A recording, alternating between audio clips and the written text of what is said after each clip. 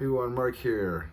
Today I'm going to be reviewing Kerry King from Hell I Rise. This was released on May 17th on Reigning Phoenix Music. Now, we all know who Kerry King is in Slayer, time with Slayer, all that stuff. We know it. So I'm not going to be comparing this new solo album with previous Slayer albums or anything. I'm just not going to go there. So let's talk about this album and this album only. So we have, of course, Kerry King. We have Mark Osagata on vocals. Of course, he's from Death Angel. We have Phil Demo on lead guitar. He's been on Machine Head, Violence. Kyle Sanders on bass, and Paul Bostaph on drums. The production on this album is pretty killer. I really like it. It's nice and clean. Josh Wilbur, he also did the same.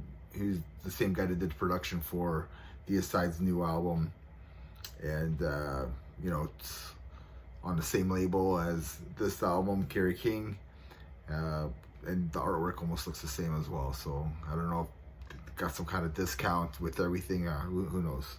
Anyways, let's go back to this album, and this album sounds pretty pissed off. Like, Mark really sounds pissed off on here.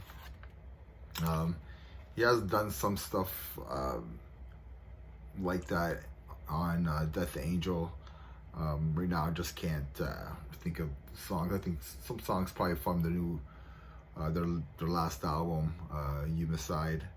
I'm pretty sure there's some really heavy stuff on there. I think Unrelenting Aggression was a pretty pissed off album. I think there's a few parts on there that he had this pissed off energy vocal style. From the very start, Where I Reign, to the last track, From Hell I Rise, this really reminds me of late 90s, early 2000s, where thrash meets groove metal, but the heavy pissed off groove, not like the new metal groove where, you know, everything was hip hop or whatever you want to call it. But this is the pissed off groove that I've grown to love in the late 90s and early 2000s. That's what I really love about this album, because it does take me back to that era. Yeah, so I really miss that pissed off energy from that time, and this album really goes back to that, I feel. So that's why I'm giving this album a 7.5 out of 10. I liked it a lot. With more listens, I might go up to an 8. I'm